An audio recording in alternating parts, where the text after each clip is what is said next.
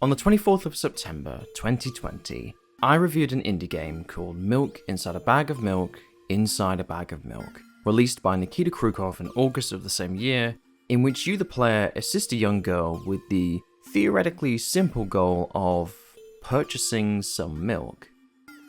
And at first glance, there doesn't appear to be anything particularly special about it. The game's artwork, while strikingly vivid, is largely obscure, with multiple panels offering little more than a few sparse details to draw any significant visual information from. The game's music, on the other hand, is mostly a minimal hum of ambient sounds and some chirpy retro synthesizers. And as for the game's main character, they're almost completely unseen throughout its runtime, only being present through text-based dialogue and a single panel towards the end of the game showing her eyes. These don't sound like high praises, do they? And yet, if you're familiar with my channel or the video in question, you probably already know what I'm about to say next. That even in spite of these surface level observations that could be interpreted as backhanded compliments, you'll also know that I absolutely adore Milk Inside a Bag of Milk. And as it turns out, so do a lot of other people too. For whatever reason, and there are several you could point to, there was something about this 10 to 15 minute visual novel that just captivated people. The game's art style presented this surreal, bizarre impression of a world absolutely smothered in red and purple, one that feels more akin to a dream or an everlasting nightmare. When combined with the minimalistic music, which drifts back and forth between being jarringly chipper to suddenly being eerily atmospheric, it only becomes all the more unsettling to stare at these images, to try and make sense of it all. But then our main character starts talking, and all hope of sense and peace of mind just goes right out the window.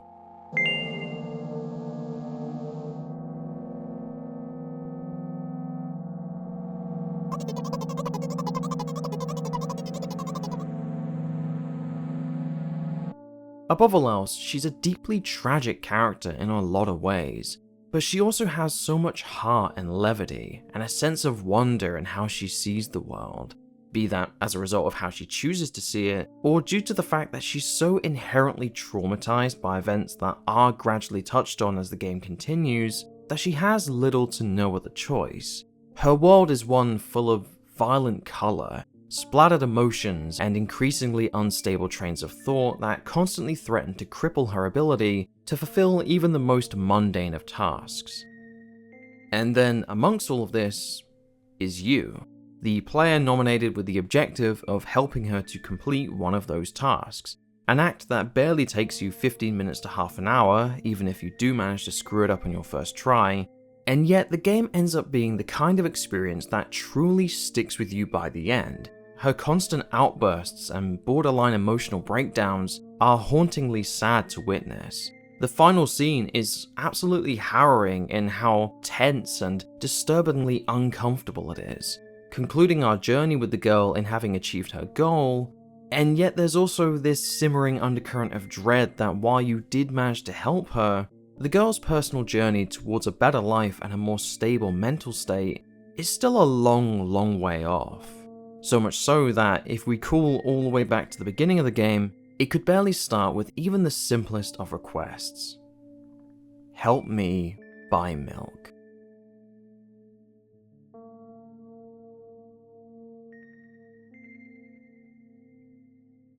As already touched on, I've been known to dip my toes in the VN genre from time to time on this channel. Speed Dating for Ghosts, Milk Inside a Bag of Milk and its sequel, Lighthouse Keeper, Reflexia. While I'd hardly say it's my favourite genre in the world, I've reviewed a fair few of them now, and this has always been due to the fact that all of those games prompted a genuine reaction from me, one that gradually proceeded to hit me in the gut, while also then getting me excited to make a video and talk about it. I remember the first time I played through Milk Inside a Bag of Milk, Inside a Bag of Milk, and just coming out the other end with this massive feeling of elation at the prospect of making that video, feeling like I had found something special and I couldn't wait to talk about it.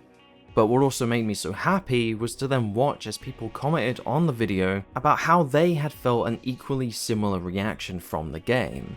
There are groups of fans who band together to form entire communities founded on the love and appreciation for a specific visual novel, sometimes games that no one has seemingly ever heard of.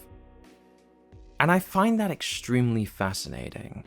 Visual novels occupy a curious little space in the world of video games, and if truth be told, the average person's impression of what a visual novel is doesn't exactly paint the most flattering of pictures. A niche genre full to the brim of text-based titles with minimal gameplay and anime girl artwork. Usually a dating sim. As an overgeneralization, it's an understandable one when considering the format's massive popularity in Japan and the gargantuan quantity of loot dating simulators on Steam or itch.io. But it's also an overgeneralization that completely ignores a vast assortment of legitimately compelling games that can vary from the more popular murder mystery genre to touching on some exceedingly sensitive topics, such as depression and mental illness, psychological trauma, anxiety, or featuring characters dealing with various forms of an existential crisis. For their lack of any quote-unquote gameplay, I've had people comment on my videos to tell me that the visual novel I was talking about actually made them cry, or made them feel something that maybe they wouldn't have if they hadn't played the game, that it spoke to them on a deeply personal level, or perhaps even frightened them. And it's these particular games that I want to talk about today. The visual novels made with an ambition to reach further and tell a genuine story beyond a generic or overly gratuitous dating sim, to have the capacity to truly affect the player on a more emotional or psychological level. I want to talk about the visual novels that can break you.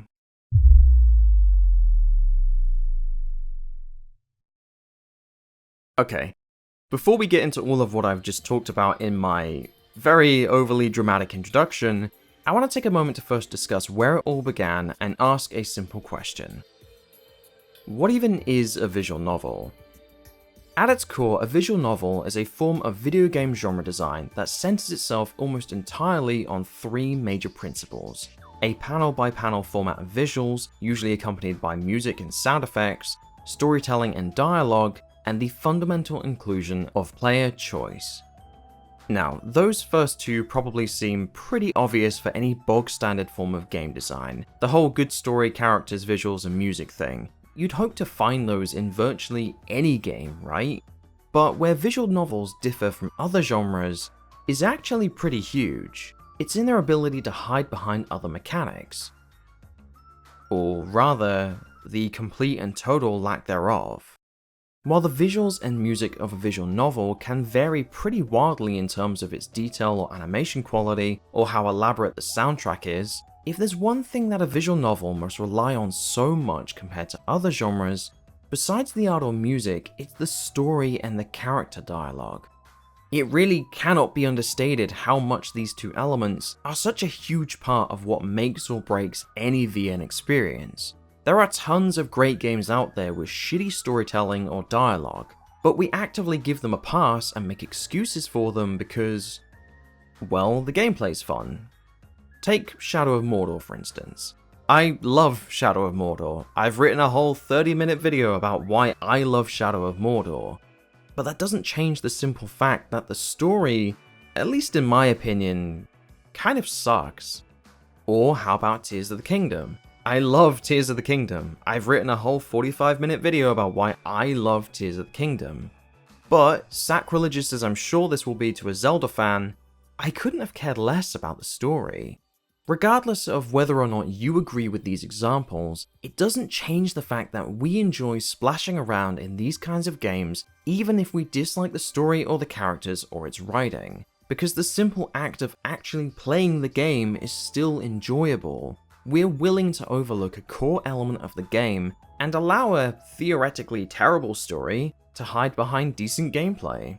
Because even if the story is poor, you can still occupy your attention with the other 70% of what makes up the rest of the game. But a visual novel isn't afforded that same luxury. A poorly written visual novel is inherently one that cannot hide behind decent gameplay, because the gameplay, for the most part, doesn't really exist. Sure, that's not to say that you won't find visual novels that go out of their way to incorporate other genre styles into their repertoire, or feature entire sequences where you embark upon the use of other mechanics. You can certainly find them. But for the most part, you can't ignore a terribly written visual novel because your attention is almost entirely drawn to the writing from the very first moment the words begin to fill the screen in front of you. Even a dating sim with all the lewd images in the world can still get pretty damn tiresome if the dialogue is awful. On the flip side though, combined with some truly immersive visual direction and sound design, a great visual novel is, at its core, a great example of raw storytelling. Be that the contextual descriptions of the world around you, the character dialogue and the relationships that follow, or the game's chemistry with the player themselves. It may seem dumb and obvious to point this out, but you are essentially reading a very short book or comic or manga, and so it only makes sense that it's down to how competently written and how effective the visuals and sound design are that determines if you're actually going to enjoy it or even become invested in it. And becoming invested in visual novels is actually something that players have been doing for a long time now. In spite of the medium occasionally being considered by some to be a relatively new addition to the gaming table, likely due to its prominence in the modern indie landscape over the last 10 to 15 years, the history of visual novels actually dates all the way back to 1983's The Portapierce serial murder case, a game largely considered to be the first of its kind in establishing the visual novel format, and originally released via Enix, the same company who would also go on to launch the now well-known Dragon Quest franchise prior to their infamous merger with Square, the minds behind the Final Fantasy franchise. And the Portapierce serial murder case, for as much as it would seem that the game is largely forgotten about these days, has still maintained a rather curious place in the overall history of video games. While the game itself would initially be released solely in Japan for the NEC PC 6001, various ports would soon follow, and the game's legacy would gradually spread throughout the years to come. With a half-decent fan following and up to 700,000 units being sold for the Famicom NES port alone, the game was something of a hit in Japan, being praised for its flexibility in player choice, its well-told storytelling, and a surprise twist ending that caught a lot of people off guard. According to the Japanese press at the time, it was described as a game without a game over, because there was technically no way to lose. It was also pinned by Square Enix themselves in retrospective hindsight as the first full-fledged detective adventure for the NES. In short, the Portapierce serial murder case was something of a game changer for the format it was pioneering, and would eventually come to be ranked as the 19th best Famicom game in a poll conducted in 2003. But this isn't even half of Portapierce's legacy.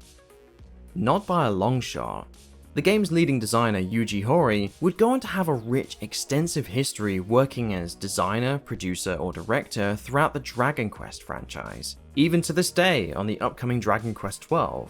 Elsewhere, the game's development company Chunsoft would go on to have a massive history in the world of developing, publishing, and localizing titles throughout the following 40 years. Both before and after their 2012 merger with Spike, another Japanese developer and publisher who, as it just so happened, were also responsible for the initial release of the Dangonronpa franchise in 2010, a merger that would see both companies continue to work on the franchise all the way up to 2021. And if you think I'm done talking about this game, well, I'm not. Alongside Super Mario Bros., the Portapierce serial murder case was also responsible for inspiring none other than Hideo fucking Kojima to enter the video game industry, the mind behind the Metal Gear, Zone of the Enders, and Death Stranding franchises. Fun fact, the absolute madman actually snuck the game into Metal Gear Solid 5 by literally hiding it in the game's code. This is such a bafflingly specific thing to do, and yet I am completely unsurprised that it was Hideo Kojima of all people that did this. Not only that, the game is also cited as a heavy influence on the works of Eiji Aonuma, apparently being one of the first games he ever played. And if you don't know who that is, this is the guy who then went on to direct The Legend of Zelda: Ocarina of Time, one of the most influential games in existence. He actually stuck around in the franchise and has continued to work as either director, producer, or supervisor on practically every Legend of Zelda release of the last 30 years. With all of this in mind, it's no small statement that the Papocia serial murder case has been massively influential on the current landscape of video game media. It is mind-boggling how much we as video game consumers actually owe this game, even if only as an early inspiration for other creative minds to then one day follow down the line. But in a more literal sense, had it not been as much of a commercial success as it was, and Chunsoft's commercial viability was instead called into question, something that can very easily make or break a company, we may have never had the Dragon Quest franchise, a series which has become extremely popular over the years and also features extensive character design work throughout its entire release timeline from the likes of Akira Toriyama, the creator of the Dragon Ball franchise. The legacy of the Papocia serial murder case is extensive to all hell, but sadly, even over 40 years later, an official English translation is still pretty much non-existent. Fan translations aside, the only true attempt made by the IP owners was in 2023 through Square Enix, via the company's natural language processing AI system. And well, the game's Steam reception should tell you all you need to know about that. It's a crying shame, really, because even with fan translations being available, a game like this, with such a massive footprint in the history of video games, really deserves an officially released English port made with genuine love and care. Not whatever this is. So, I guess the only question that really makes sense to ask now, after harping on the genre's origin for way too long, is why? Why are visual novels so popular, and what is it about certain types of them that proves to be so effective in engaging the emotions of a player? Also, before I jump into any more of these games with any great detail, I'm gonna just put up a blanket spoiler warning for any game featured in this video. There will be a few games that we get into as this video plays out in a little bit more detail, but wherever I can, I will attempt to keep things under the lid where possible. So, expect some spoilers here and there. Okay? Okay. As a storytelling medium, there's something about the visual novel format that lends itself so much to specific forms of, well, storytelling. Sure, the horny person dating some horse has most definitely been beaten to death. It's part of the reason that a lot of people just can't take these games seriously. And yeah, that opinion can be a little hard to argue with at times. But outside of that kind of thing, there's also a massive community of VN developers looking to utilize the genre for serious, legitimately thought-provoking material. Those that focus on a psychological or emotional story that really digs into the player's heart. And it starts with an acknowledgement of the medium itself from a game's design point of view. I think what VNs do best is immerse the reader into its world. Most of the time, you don't need to use your imagination. It's all right there before your eyes. But still, you're free to decide on your own reading pace like you would do when reading a book. Sound design, music, and voice acting help with immersion a lot too. For example, a book or a manga cannot provide you with that side of its story, even though comics and manga use a lot of visual representation of sound and other tricks. But I know that a lot of people like to play music while they read, and I wonder how different the experience is for each person. Music that doesn't fit can ruin a movie scene for sure, but here the reader is the director, not the writer. Even with the immersion of the visuals and the soundtrack in mind, the level of detail and contextual dialogue available in a visual novel is honestly pretty damn unique for a video game. Unless you happen to be playing a text-based RPG game or you're willing to sit through a 71-minute long Metal Gear Solid cutscene, it's rare that you'll see so much condensed storytelling in a video game. Because, for various reasons, the actual gameplay will typically take priority over virtually everything else. A huge majority of video games are envisioned with their primary gameplay loops first, with these being the main concern, with the story and writing often taking a backseat by comparison. An action-adventure platformer needs to be fun to run around in. A shooter game needs to be fun to fire guns in. An RPG needs to have a vast world that the player can spend dozens of hours roaming around in, with all sorts of different mechanics all working together to build a world that is going to keep the attention of the player. In a visual novel, however, the gameplay remains firmly limited to one mechanic, the third key principle we touched on earlier: choice, or sometimes, the facade of choice. Take a game like Step by Step, for example. Released in July of this year via the indie developer Summer Origins, Step by Step is an extremely short and very straightforward game. In an attempt to rescue your beloved deceased cat from the afterlife, you make a deal with whomever it is running the show down below that if you can make your way to the top of the staircase without looking back at your feline friend, they will be allowed to return to the land of the living. The deal breaker is simple: if you lose your nerve and look back to check if they're okay, you will also lose your opportunity to save them from death, with your fairy companion fading into nothingness when this occurs. And so the game presents you with a simple set of two choices. Continue to move forwards, all the while attempting to ignore the various alarm bells that maybe your cat isn't following you anymore, or that perhaps to return them to the real world would actually cause them distress or pain, or you look back, and you accept that no matter what you do, the world moves forward. Everything and everyone have their time, and for all the love in the world that you offer them, pulling someone back from the afterlife is an impossibility.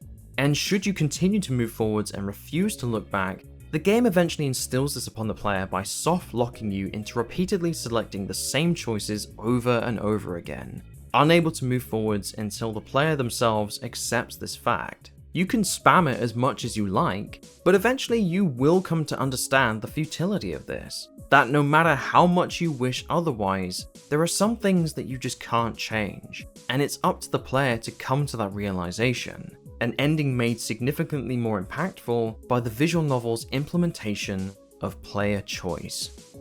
So what we have here is essentially a modern day retelling of the tragedy of Orpheus and Eurydice, a poet who marries a nymph before they are cruelly separated when Eurydice is fatally bitten by a poisonous viper.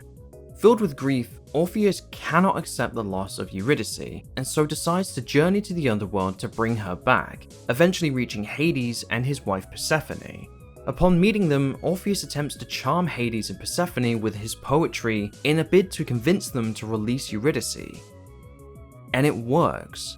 Hades tells Orpheus that he can bring Eurydice back to the realm of the living under one condition. She must follow behind him as they reach the top of the staircase that leads out from the underworld, but he must not turn back to look at her. Initially delighted in having been granted his wish through the completion of such a simple task, Orpheus begins his ascent, but eventually he reaches a point where he is unable to hear Eurydice's footsteps any longer, and so he starts to fear that Hades has perhaps fooled him. As he nears the exit, he finally gives in and turns to see Eurydice behind him. She was there all along, his beautiful wife who he had so desperately wanted to save. And now, in having broken the agreement, she is trapped forever. The deal was struck, and Orpheus, devastated in having wasted his only chance to save his beloved, ultimately meets his own tragic end. While hardly an original story when taking into consideration Step by Step's clear homage to the story of Orpheus, and certainly not being the lengthiest visual novel in the world, the game serves as a perfect example of what we're talking about here. A huge part of what makes visual novels appealing is the format's overall focus on the decisions it makes available to the player, be it selecting a dialogue response, or a contextual decision on where you'd like to go or what you might like to do, or typing out a specific response that the game's character wants to see from you. As a result of this, it's common that you'll play through a visual novel once, only to find that the game in fact offers multiple to at times dozens of unique endings. The original 2005 release of the visual novel School Days, for example, has up to 21 endings according to this roadmap wiki, whereas the likes of Gaoku Love 100 Days, originally released in 2015, has over 50 endings. However, if you really want to find yourself utterly bamboozled, I would like to kindly direct your attention to the 2022 visual novel Apathy, Narugami Gakuen Nana Fushigi, which offers the player an astoundingly insane amount of over 500 endings! Now, for the record, I have not played this game. I do not know if it's any good. But even so, holy shit, that is such a ludicrous quantity of endings for a video game! But what can sometimes make things even more interesting is when a game suddenly decides that, well, you don't get a choice. Or rather, maybe for storytelling purposes, the game deceives you, and your choice didn't actually matter all that much. It's relatively common throughout your time with visual novels that the player will occasionally only be given one single dialogue option, which, if you want to continue playing, you will be forced into choosing and thereby must go along with whatever consequences may come along with it. Now, sure, it's not always a bad thing, and there aren't nearly as many poor results from these as you may feel I've implied, but when those poor results do come around, it can have a rather unique effect on the player. If you were watching a cutscene of the main character that you've been playing as for the last few hours or so, you'd be likely to see it as a natural part of the game's story, in which the main character simply takes over for a moment, steering the narrative in a certain direction, while all the player has to do is sit back and watch. We accept that within a cutscene, this is a part of the game out of our control, and so we become a spectator to whatever happens to unfold. A visual novel, on the other hand, completely flips this on its head, because even in spite of the fact that the player is once again out of control when the game offers you a single option, it still demands that you continue clicking. Until you select that one singular option, the story will remain frozen in time. You aren't a spectator anymore. You're complicit in whatever happens, because you chose to continue clicking. It forces the player to assume responsibility for something that was never truly theirs. And sometimes the results of these choices, or the facade of a choice, can be devastatingly heartbreaking.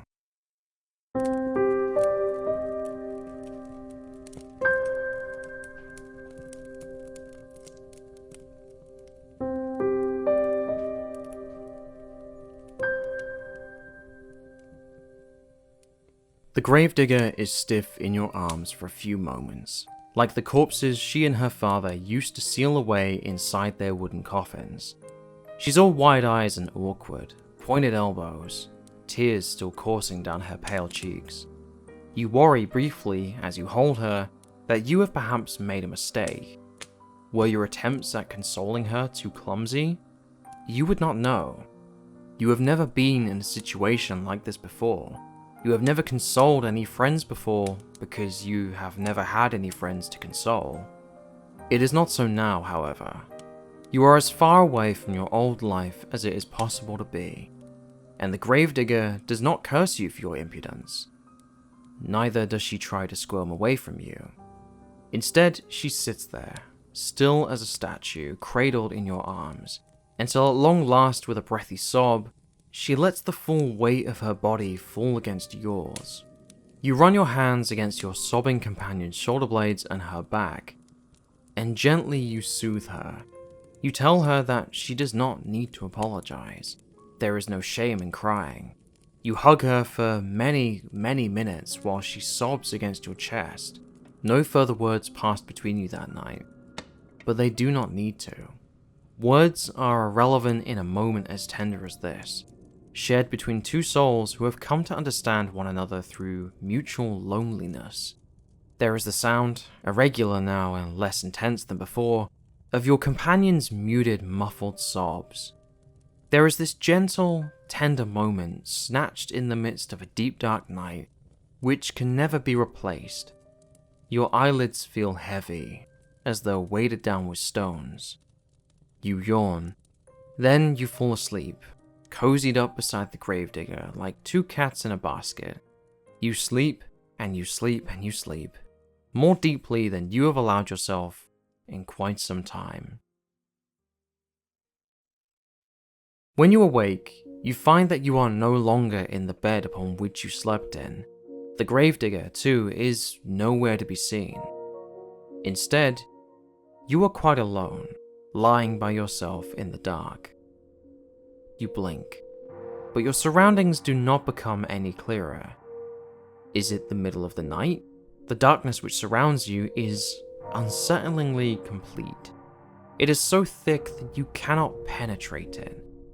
It is cold too, and you are lying upon something hard. You reach out, but your movements are soon stymied. There is something heavy lying atop you, something that is limiting your movements. A sharp prong of panic pierces you, but you try to suppress it. Hysterics will get you nowhere. You swallow your mounting dread as best you can, though it is coming on thick and fast, and try to squirm. You move your arms outwards, but they do not get very far. There is a wall above you, and walls on either side of you. Walls which do not budge, no matter how hard you push. You can hardly see a foot in front of your face. You do not know where you are or why, but a terrible premonition is beginning to bear down upon you. One which initially you try to discard. You do not want to accept it as a possibility, but where else could the truth lie? You are lying in a box, hemmed in by walls, which offers only a few scant inches for you to stretch in any direction. Where else could you be but a coffin? You scream. You beg and you plead, but it does little good. You scream and you scream and you scream without cease until your throat feels hoarse. But your efforts are in vain. You hammer on the lid of the coffin with as much strength as you can muster, but the lid of the coffin is nailed shut. All you can do is lie there, screaming and crying and banging your fists on the roof of the coffin, over and over again. You are all alone.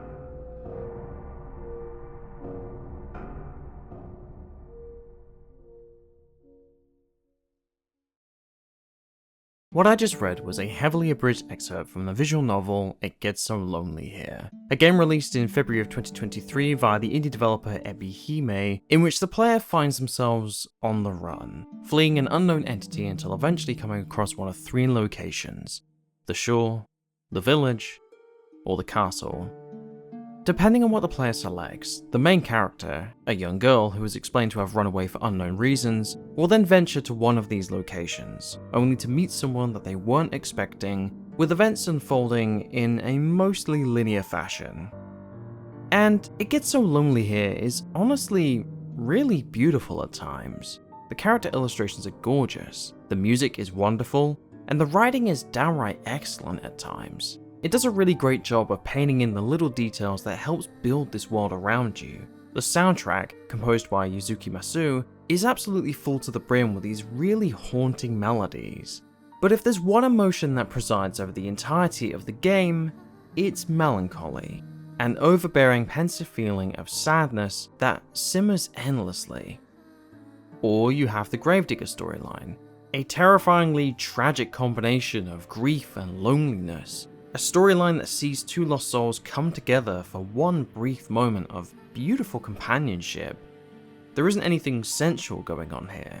It's just a shared moment of sadness and finding comfort in each other.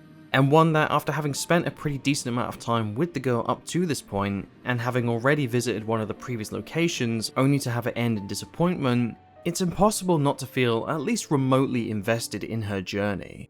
The girl's story is one that seems to be constantly fraught with catastrophic luck and tragically poor decision making. So to watch the girl eventually find someone who appears to genuinely care for her, to spend time with the gravedigger, learn how to cook and clean and become part of this tiny shared household between them, to comfort the gravedigger when she reveals her fear that the girl will leave her alone again, just like all of her family who were lost to a vicious plague, and spend the night sleeping in each other's arms, only for that same gravedigger to suddenly twist the knife in the blink of an eye and then betray the girl to bury her alive in a fit of absolute madness, having apparently lost her mind in the wake of her entire family dropping like flies around her and being the only one capable of even burying the bodies. And man, that fucking hurts. But what really stings is the fact that this isn't the only moment in the game where things go very, very wrong. This isn't the only time that an awful fate befalls the girl. And after a while, it starts to feel truly helpless.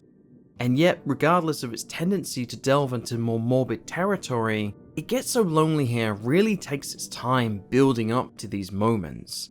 The game very effectively tricks you into believing that this time, this is the right path. This is the sweetly anticipated ending.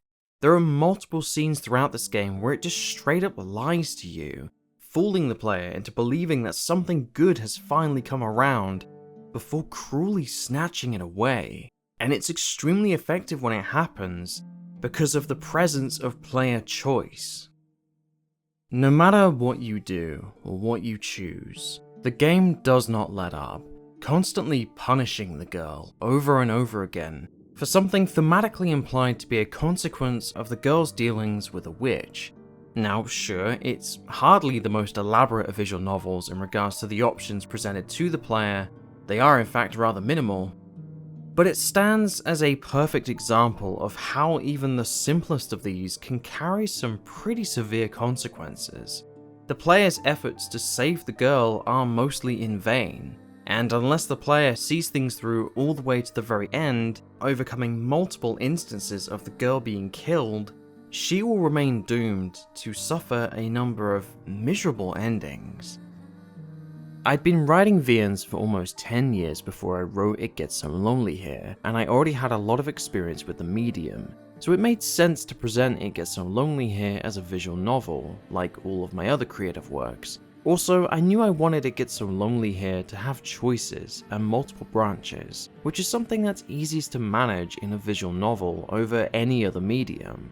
Visual novels let you blend writing, art, and music together in a way you can't with other mediums. Some people have suggested that I make webcomics, but A, I can't draw, and B, I like writing descriptive and flowery passages which wouldn't really work in a comic format. I think my writing is pretty literary. Also, a webcomic wouldn't allow the usage of music or sound effects. Mostly, I just like writing, and it's nice to be able to pair my writing with anime art and music without having to compromise on my writing style.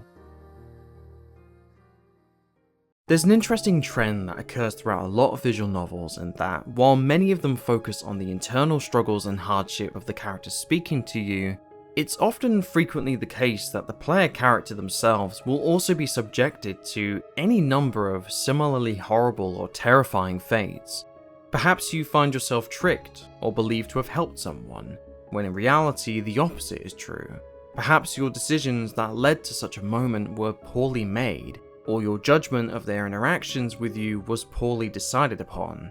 Or perhaps you simply weren't given a choice, and something happens to you that cannot be prevented, a twist of fate that cannot be escaped no matter how hard you try. But these are often fates that aren't immediately made obvious to the player.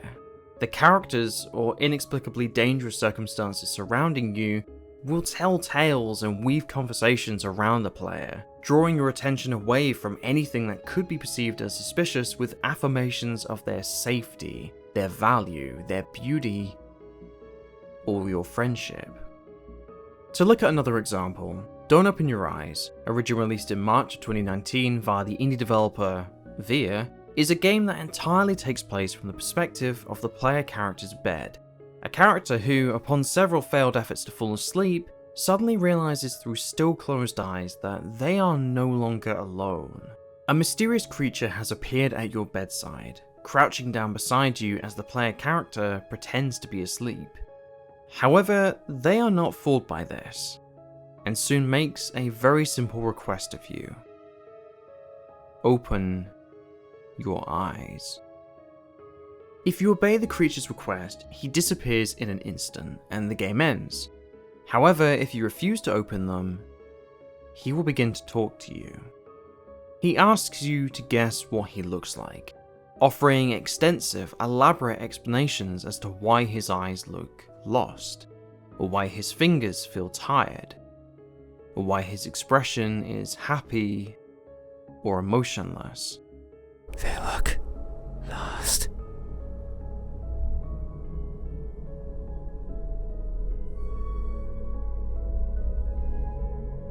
That may be so.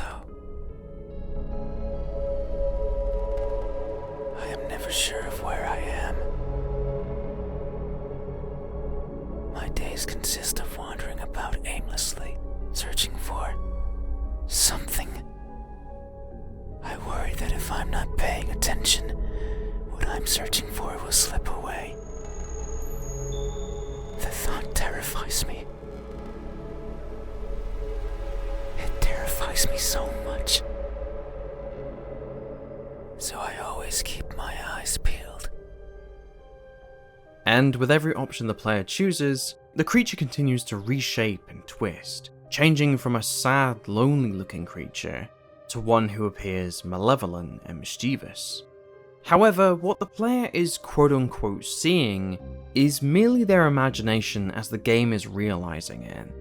For your eyes continue to remain closed. The picture you see is the painted impression based on the description given to the player by the creature, and with every descriptive monologue offered, the same request keeps on coming back. Curiously, the creature admits that they themselves are responsible for disappearing if you do finally open your eyes. They hide away, explaining that they're shy, that they've remained hidden away in the darkness for longer than they can remember, that they don't actually know what they themselves look like because no one will ever tell them. It's a vicious circle, because in opening their eyes, the player inadvertently chases away the creature, who cannot bear to be looked down upon even if it is the one thing they want the most, and then presumably moves on to the next person, repeating the same hopeful requests over and over again. From the creature's point of view, in opening your eyes, you've made an attempt to fulfill his request and help him, and therefore in doing so, you are spared any further disturbance. However, in repeatedly declining to open your eyes, the creature instead perceives the player character as someone who not only cannot see them, but also someone who outright refuses to do so. Your denial is an insult to them, a snub. Your act of pretending to be asleep, a vindictive means of denying the creature the thing they want the most, appearing to maliciously ignore them and feign ignorance of their entire existence. Above all else, the creature is desperately waiting for the moment that they are finally seen, the moment that they discover what they look like. And combined with your persistent denial to look at them, that very same desperation is one that has twisted itself into something far darker, turning this pitiful creature into something bitter, angry, and violent. After a final request to open your eyes, the creature's veil of civility is finally lifted, and the request becomes a command. Seizing the player character, the creature forces your eyes open to stare into theirs, a horrifying set of piercing scratchings that stares back at you, until you instinctively shut yours again. But this is the final straw for the creature. With repeated demands that you open your eyes, the game ends with the creature beating the player character to the point of death, mutilating the player to the point that when the creature finally stops, it's merely to realize with an air of resigned disappointment that you are no longer fit for its purpose, that you're no longer able to see, and therefore can no longer tell the creature what he looks like. These are the kinds of endings that visual novels can masterfully lead up to. Don't Open Your Eyes barely lasts between 30 minutes to an hour, and yet the gradual build-up from spooky visuals, creepy ASMR-inspired voiceover, and some legitimately chilling dialogue is all exquisitely executed.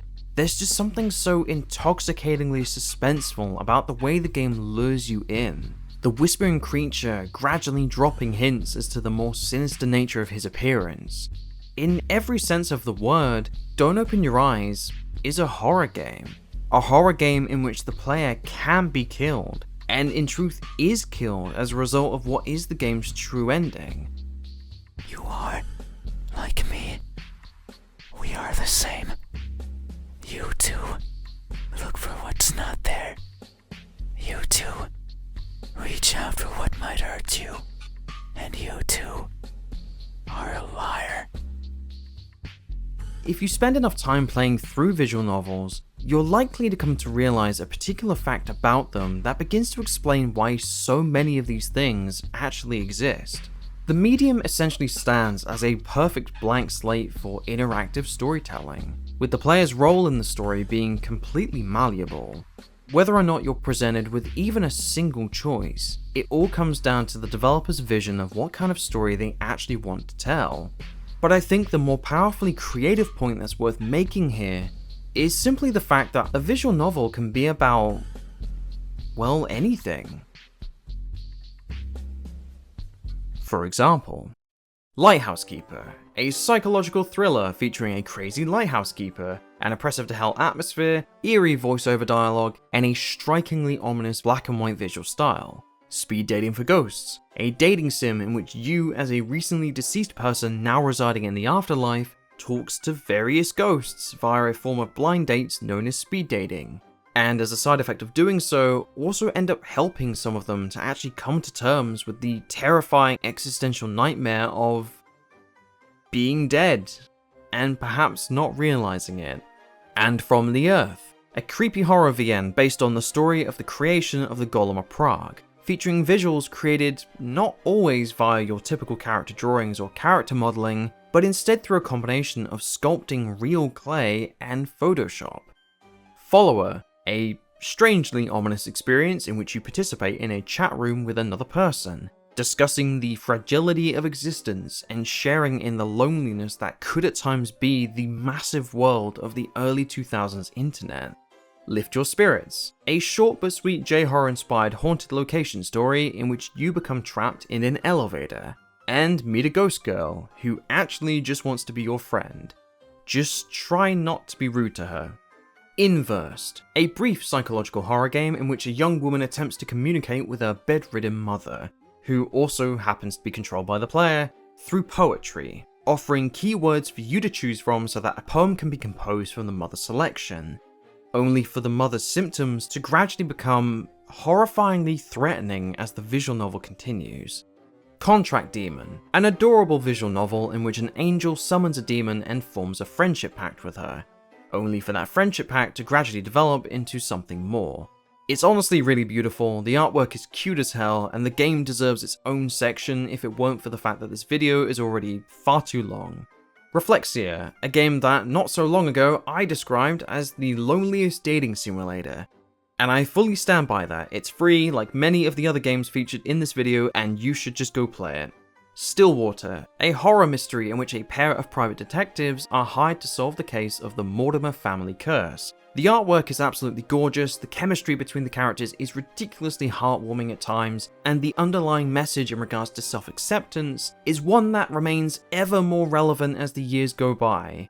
I really liked this one.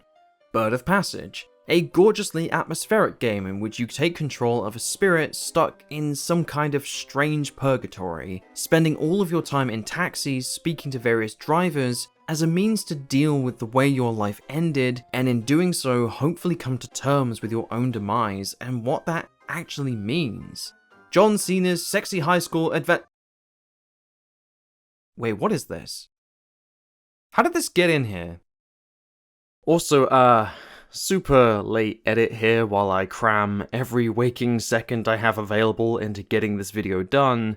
I know some of you are probably waiting for me to mention Slay the Princess, or maybe Doki Doki Literature Club, or Steins Gate, or Clannad, or Ormaniko When They Cry, or The House in Fata Morgana, or You Left Me, or White Wings, or Tokyo Babel, or Bokutin, Why I Became an Angel, or Raging Loop, or I don't know, Hateful Boyfriend, or one of the million other visual novels out there that fits the criteria of this video's title. I hear you, I really do. For every visual novel I talk about, there's probably another 10 more that people can suggest. I am not going to pretend that I've even remotely come close to fully covering the topic we're discussing here. There are just way too many out there for me to do any of these examples justice without the script swiftly turning into a 5-hour long video. Also, as already mentioned, this video has mostly featured indie VNs, which I personally find to be a really effective entry point if you're getting into visual novels and you don't want to start with anything too daunting lengthwise, especially when considering the fact that a lot of the more well-known AAA VNs can easily be 10 to 20 or more hours long. So if you have any suggestions for games that I haven't covered but fits the theme of visual novels that break you, please feel free to share them, and who knows, maybe they'll turn up in a future video. Be it a silly, dramatic, horror, funny, cute, or psychologically challenging experience, There's a flexibility of the medium and a willingness on the part of its massive community of developers and writers to take the visual novel format and just create whatever the fuck they want. Games that actively break the fourth wall, or offer elaborate relationship mechanics with other characters as the story continues based on the decisions of the player. Or perhaps they don't offer any choices to the player at all, effectively throwing an entire portion of this video out of the window and making me look like a dumb fool. The flexibility of this medium is incredible, and that's something I really admire. Take the concept of creating YouTube videos, for example. I have struggled time and time again with the kind of videos I want to make, the amount of time I want to spend making them, and the knowledge that all of that work and effort may very well go completely unnoticed if the algorithm decides that your content is trash and no one wants to see it. But upon the decision to make this video and then seeing some of the ludicrous amounts of effort and care and love being poured into this medium, it's inspired me to think differently about what I'm creating, to take a risk and do the same. It's made me realize that after 4 long years of making these videos, I just don't care about the algorithm anymore. Human creativity is a world of people attempting to express themselves, to breathe life into an idea that at one point or another might have seemed completely out of reach. But through hard work and a spark of inspiration, some of these ideas might just end up striking a chord with hundreds, thousands, or even tens of thousands of people. Some of the most impactful visual novels, audience-wise, are also some of the most straightforward in terms of their design or mechanics, because there was just something in the way it all came together. The writing, the music, the atmosphere, the immersion. It proves on a fundamental level that you don't have to have the biggest budget or the most elaborately designed experience in the world. You can still captivate people and offer a genuinely cathartic or emotional experience. All it really takes is an idea and the determination to see that idea be realized. And I think there's something really special in that. I would say most of the time, the whole game concept and final look is born from music. Since music is my main skill, I often envision the sound of a story first, and then build inside the space that music has created. That was definitely the case with both Milk games. Since music can get quite abstract, especially in games like these, I had a lot of freedom in approaching it. Before that, I used to make music for other people's VMs, following the guidelines set by them and the universally understandable words and concepts when describing to me what they want. But with Milk music, I kind of just went with the flow. There's no sad or happy music here, there's no need for words. They will take the music out of context where it belongs. That approach was different to me at the time. Looking back, I feel like I just needed a space to fully express myself, not only music-wise, and the Milk games were born as a result of this urge.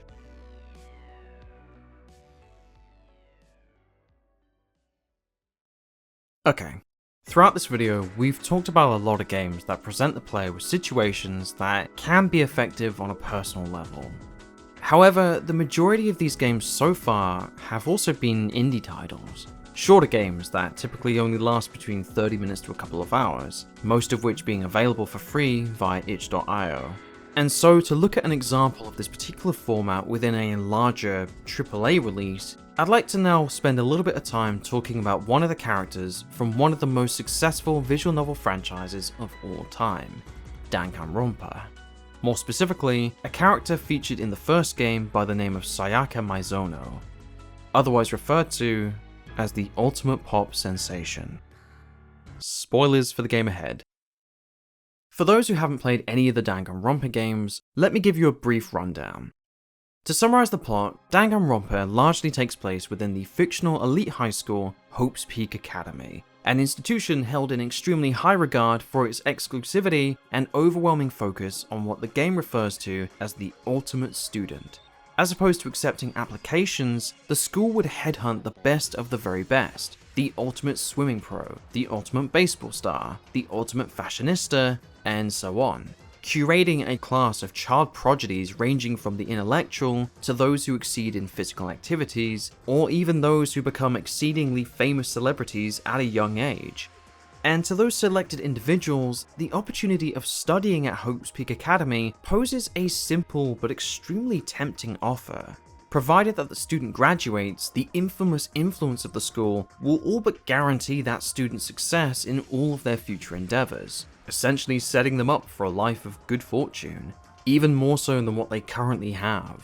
And so, to zero in on Trigger Happy Havok, the first game in the franchise, it's right at the start of a new semester that the player now takes control of Makoto Naegi. Unlike the rest of his future classmates, Makoto isn't anything special. He's selected for a place in the school as part of a charity raffle, branding him the ultimate lucky student. However, that particular title soon comes to reflect more than a shade of rather unhappy irony. Upon arriving at the school, the game immediately flips the script on its head when each of the students suddenly finds themselves imprisoned within the walls of Hope's Peak Academy. The windows are sealed, the stairways blocked, the halls filled with cameras monitoring their every movement. And in amongst all of this confusion, a black and white robotic bear appears before them, proclaiming to be the headmaster of the school. This is Monokuma.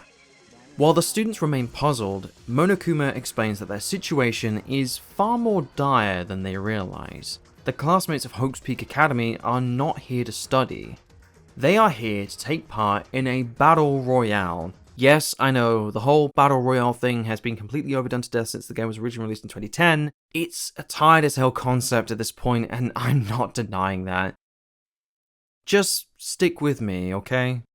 Monokuma explains that in order to escape the school, each of the students has a choice. They can either live the rest of their lives in the school and escape by dying from natural causes, or they can opt to become one of the Blackened by murdering another one of their classmates. Provided that the killer can get away with it and escapes identification, the Blackened will be free to leave Hope's Peak Academy. And with that, the game begins. In terms of its stylistic design, the franchise is well known to draw heavily from several anime tropes, some of which being more serious, while a lot of them are admittedly rather silly, from its exaggerated character designs to the frequently over-the-top nature of the dialogue that occurs between them, and also in regards to how things can play out. For those reasons and several others, the Dangonronpa games aren't going to be for everyone. But for those who do find appeal in their format and design, they can be a lot of fun, while also still offering some genuinely impactful moments. The investigation mechanics are engaging, the cardboard pop-out visuals are really satisfying to explore. Honestly, the visuals throughout this entire game are a blast, they're so much fun. The wacky character designs are entertaining, and the undercurrent of dread and atmosphere at the prospect of a student potentially winding up dead at any moment can result in some really tense gameplay. But at first, the students don't take Monokuma's proposition all too seriously. They band together and attempt to figure out a means to escape the school as a collective. They implement several rules and agreements to keep the peace between them, and they do their best not to cross Monokuma, who nearly kills one of the group by exploding, but it's okay because he has several other robotic bodies just waiting to jump out at you. While their predicament is certainly concerning, an aura of hope remains throughout the group, and it's amongst all of this that Makoto comes to meet Sayaka Maizono, the ultimate pop sensation. While you might suspect such a character to be yet another vapid, self-interested pop idol, Sayaka proves to in fact be none of these things. She warms to Makoto early on in the game's story, presenting a cheerful, endearing personality, to which Makoto quickly finds to be completely enrapturing. She's sweet and repeatedly comes across as someone who Makoto enjoys spending time with, and in return she starts to place faith in him as someone she might be able to trust to protect her should the worst happen. As the story continues, the player spends increasingly more time with Sayaka, with her eventually reminding him of the early school years they spent together before she was famous, and signs of a blossoming romance between the two beginning to surface. But she's also someone who soon reveals to be carrying a massive weight on her shoulders. She explains that her dream of becoming a pop star was not simply to benefit from the legions of fans who would worship her, but instead was to inspire people in the same manner that another pop idol had once inspired her. I grew up without a mother, and my dad worked really late every night. I was always home alone. I was just a kid and I was really lonely. But all of that changed when I saw a pop star on TV for the first time. She was so pretty, like a princess, and she could sing and dance. But more than anything else, there was her smile. Looking at her smile, I could feel my loneliness melting away. I decided that's what I wanted to be someday. I wanted to give that kind of encouragement to others. Eventually, that became my dream.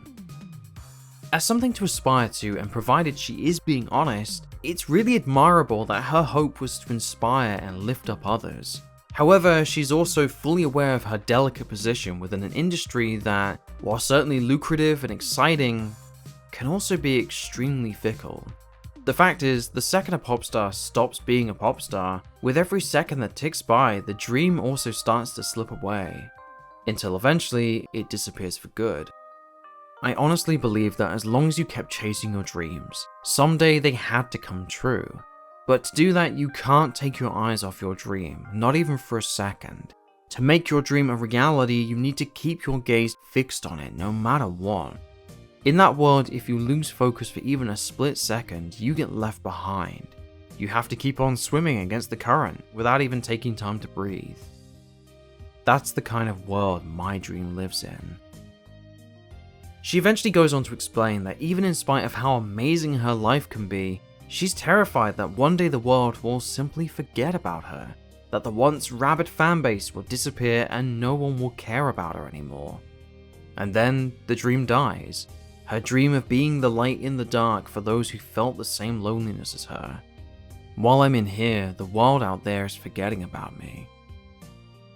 Minute by minute, we're all disappearing. Regardless of how you might feel about the pop idol archetype or even the cute anime girl trope, through a combination of endearing personality traits, a bubbly exterior, and a surprisingly honest portrayal of the brutal gauntlet that is the modern pop industry, Dangonronpa's Sayaka Maizono is really effectively humanized. And if you're buying into it, you the player start to genuinely care for her. You end up rooting for Makoto and Sayaka as they continue to grow closer, start to reveal to each other feelings running deeper beyond friendship, forging a promise to get out of the academy together and survive this crazy ordeal that they've been presented with. It's worth noting that at this point in the game, you're still a long ways off from reaching the end. But maybe this is the endgame, the goal for the player to strive for, not at all dissimilar to Shuya and Nariko in the genre-defining Battle Royale film. Maybe if you play through the game carefully enough, they'll survive. Maybe the feelings they share will keep them safe from harm. Maybe Sayaka and Makoto's shared dream to escape together could become a reality. It doesn't. Things begin to go wrong with Monokuma finally growing tired of the group's willingness to work together. At this point in the story, several days have passed, but no one has been killed. And so he decides that what the group needs is some motivation to get those murderous cogs turning. Orchestrating something of a treasure hunt, Monokuma explains that each member of the group will be given a special video showing them what's going on outside the school. With the majority of the group holding out hope that it will be their friends and family members responsible with saving them, they quickly search for and discover the DVDs in the Academy's AV room, with each member of the group reacting in horror at something being shown to them. For Makoto, it's the revelation that his loving and supportive family is now missing, his home destroyed. And immediately, the once relatively harmonious, or at the very least functional dynamic within the group is completely shattered, with Sayaka's bubbly exterior being replaced with one representative of absolute terror.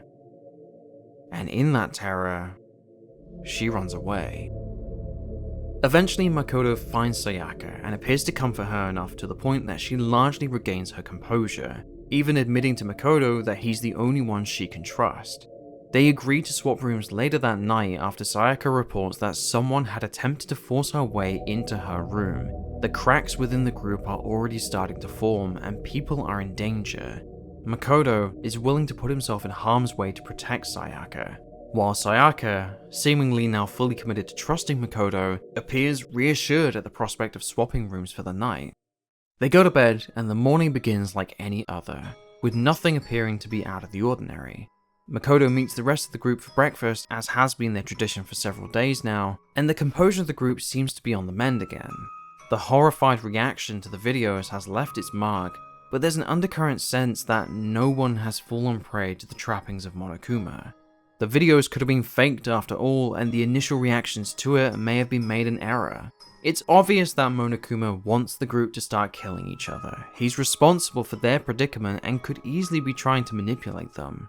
But as the group gathers, joking about sleeping through alarms or poor makeup results, they start to notice something. Sayaka is nowhere to be found. Returning to the room in which she was supposed to be safe, Makoto finds his dorm room destroyed. The walls are slashed, the bedding torn, the furniture overturned, the bathroom door left suspiciously ajar. Makoto's worst fears gnaw at him, but his resolve to check the bathroom leads him forward. The door swings open, and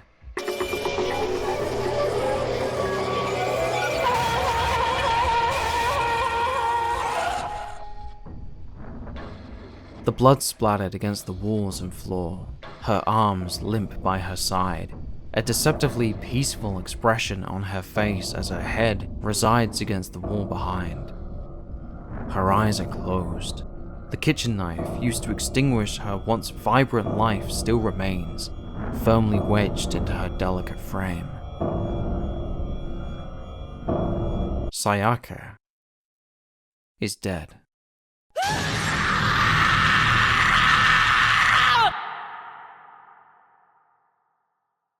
While I'm not going to get into any more of the game's plot, because I want to encourage anyone who might have enjoyed the summary I've just presented to go ahead and play it for themselves, I have to admit this character death got me.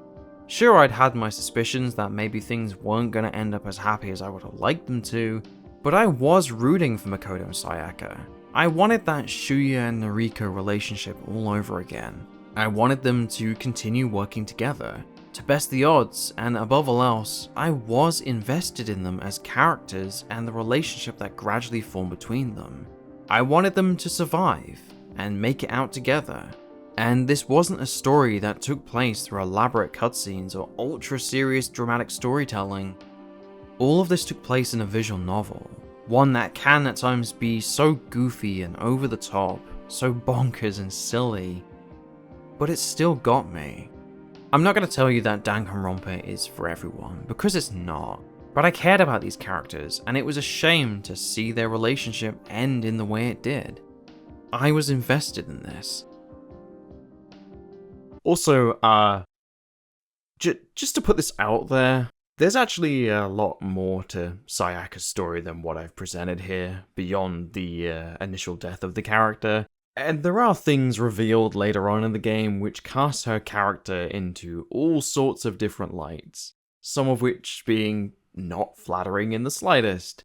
I'm not going to get into them because we do not have time, but let's just say that the knife gets pushed in even deeper and Makoto's achy breaky heart, and by extension the players, really suffers for it. And those opening credits are rolling and fast. This looks like a job for a 20. A 20.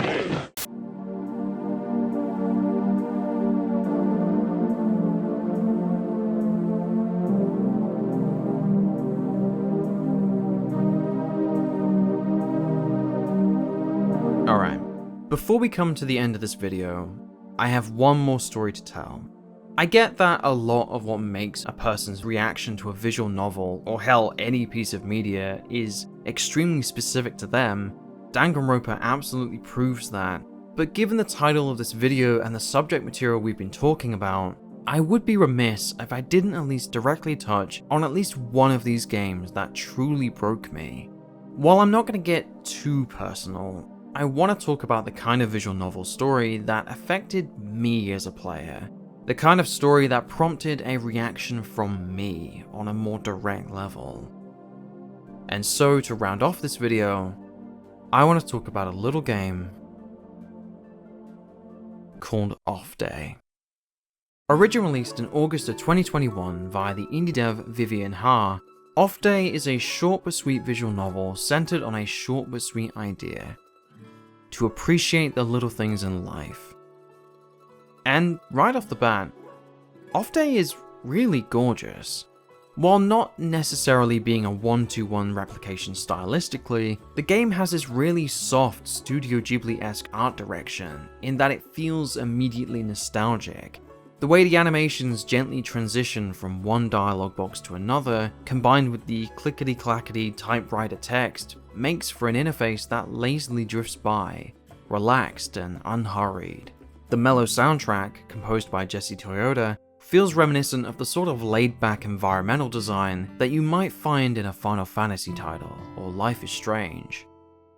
In other words, it feels pleasant just to interact with this game. You take control of Melody, a young woman who you are introduced to as someone struggling to get out of bed in the morning, something I'm sure most of us can relate to.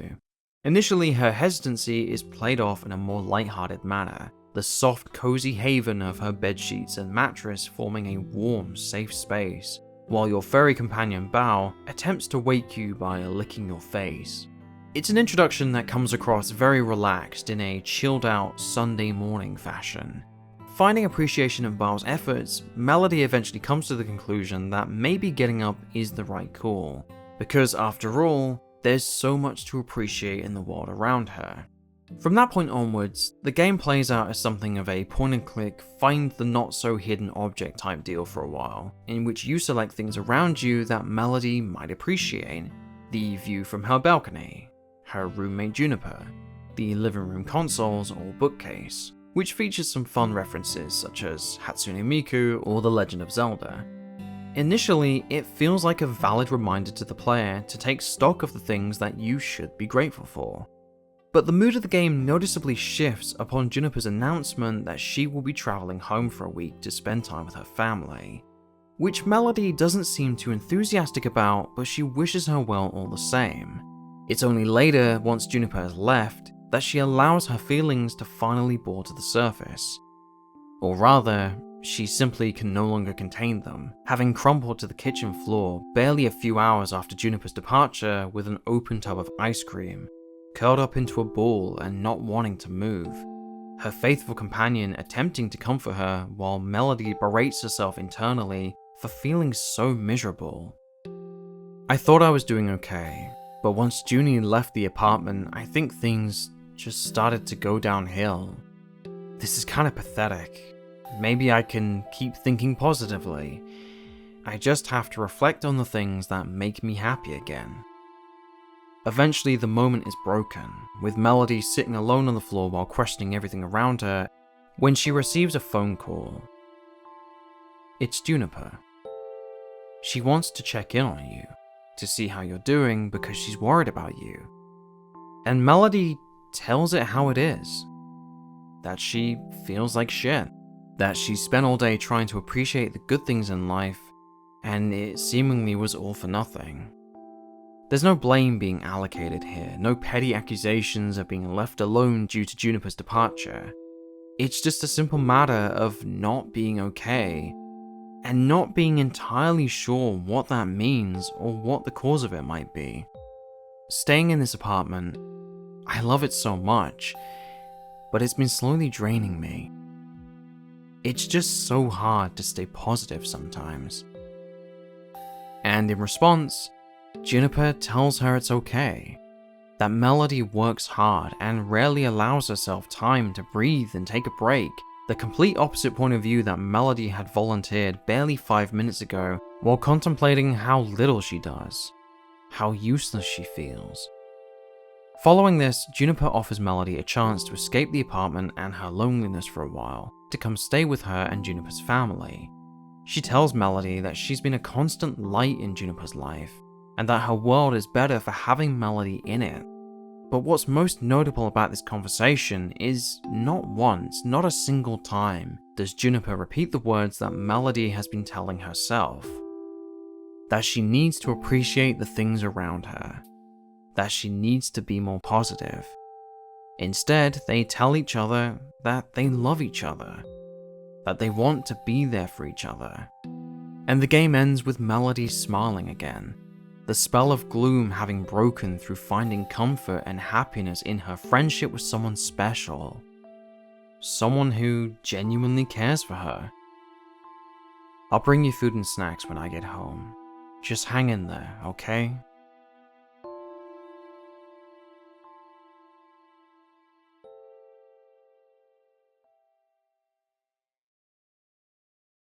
There's this quote from the movie Inside Llewyn Davis that really sticks with me. It's not going anywhere, and I'm tired. I'm so fucking tired. I thought I just needed a night's sleep.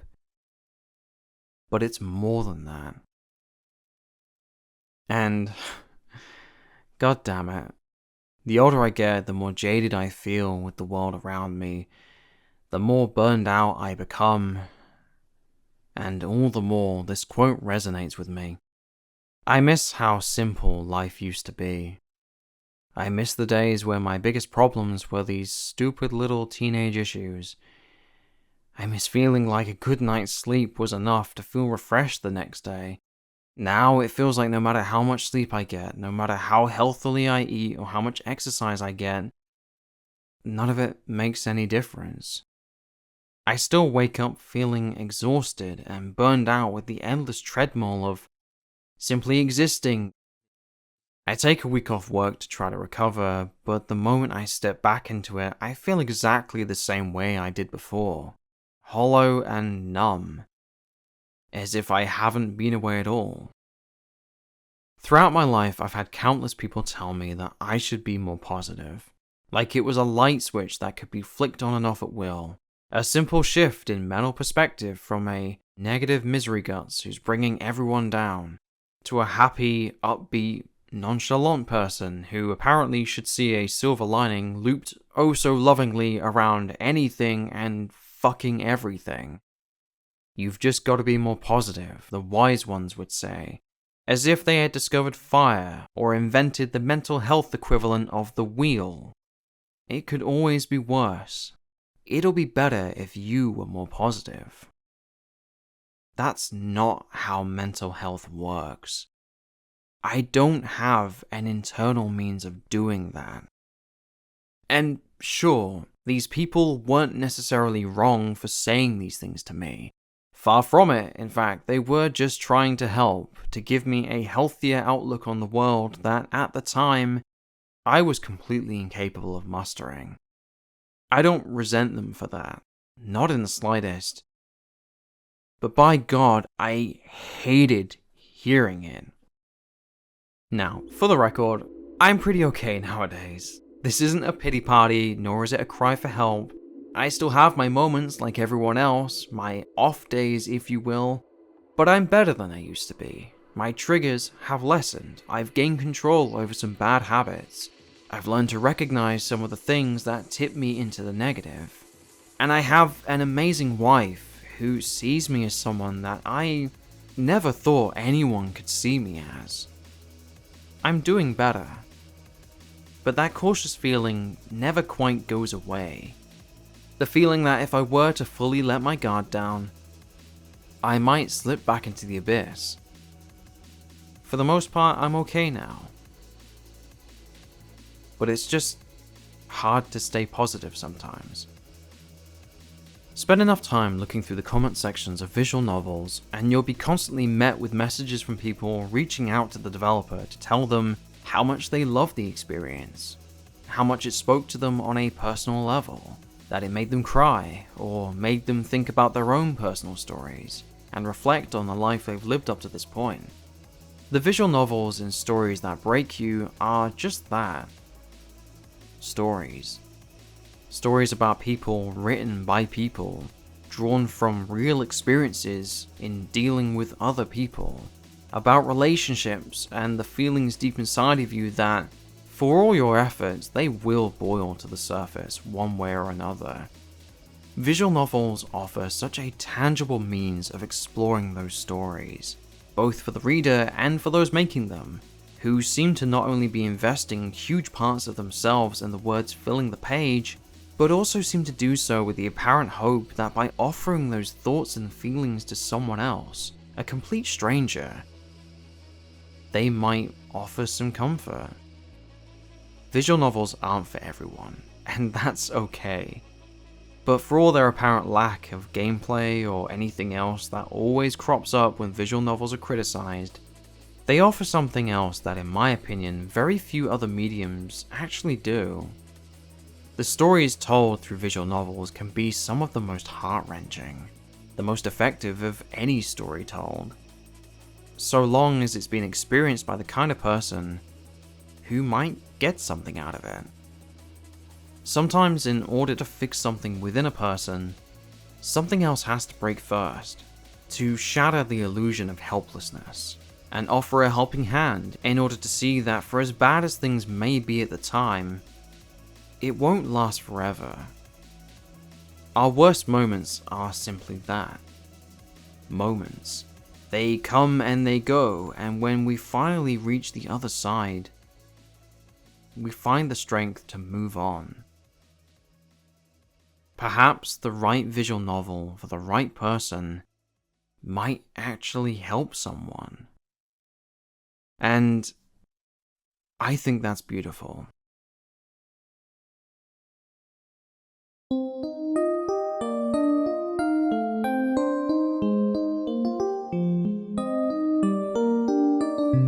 Hey folks, thanks so much for watching the video. I'd like to give a quick, huge thank you to my amazing Patreon supporters, who have been waiting very patiently for this video to come out. You guys have been amazing. I'd also like to offer my thanks to Nikita Krukov and Ebi Hime for so kindly responding to my questions when I approached them on the subject of making visual novels. Their answers were honestly really informative, and it really helped me in how I structured this video. Also, speaking of, this was a weird video to make, unlike anything I've ever made before. So I really hoped you enjoyed something different from me. Take care everyone. I'll see you on the next video.